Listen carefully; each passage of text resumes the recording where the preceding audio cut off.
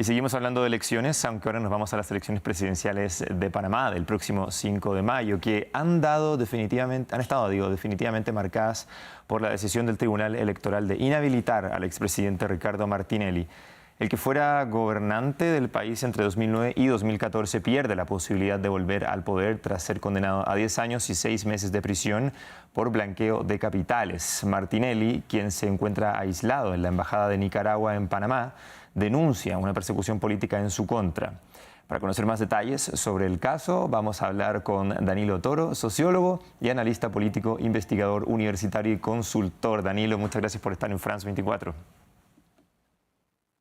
Buen día, Muy buenos un días para gusto estar ti. con ustedes. En primer lugar, me gustaría que nos contaras un poco más sobre el caso por el que fue condenado Martinelli. Bien, lo voy a hablar desde el punto de vista de sus efectos políticos y no desde el punto de vista jurídico, porque no es mi campo la parte jurídica, ¿no? Bien, fue un caso que ya lleva una década de tratamiento. En ese sentido diría yo que es un caso extenuante y es un caso en el que se le vinculaba a el lavado de activos. Aquí en Panamá es conocido como el caso New Business, porque ese era el nombre de una sociedad anónima. Entonces, es un caso que tiene una historia pesada, llena de ruido, de contradicciones, y finalmente, pues, el fallo pasó por mucho decantado.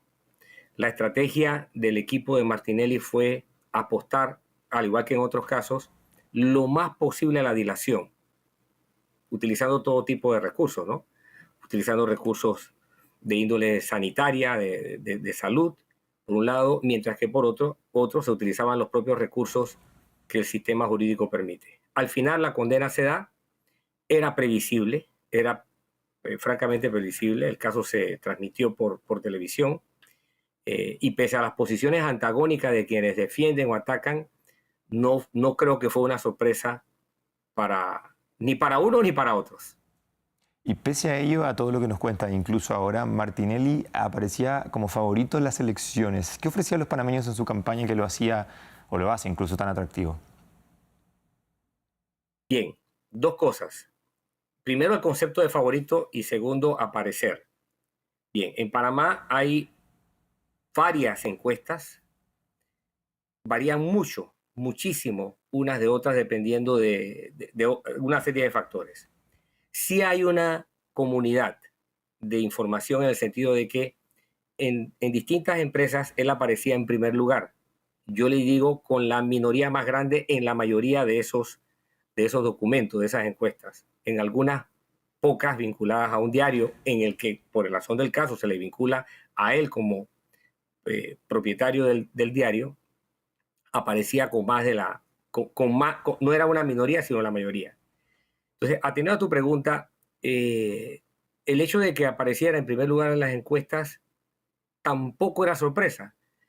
Sí había cierta comunidad de información, como digo yo, y eso le convino a él y causó un efecto, y todavía es un efecto desestabilizador, por cuanto muchos de sus adversarios u oponentes cometieron el error de esperar qué podría pasarle a Ricardo Martinelli para asumir posiciones, conductas, actitudes electorales.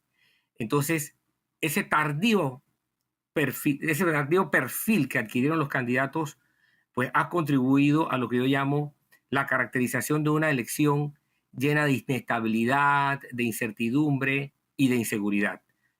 Apostar a ver qué le pasaba a Martinelli para luego saber qué hacer, a mi criterio, ha sido un error de la gran mayoría, si no de todos, los que compiten por la presidencia de la República de Panamá.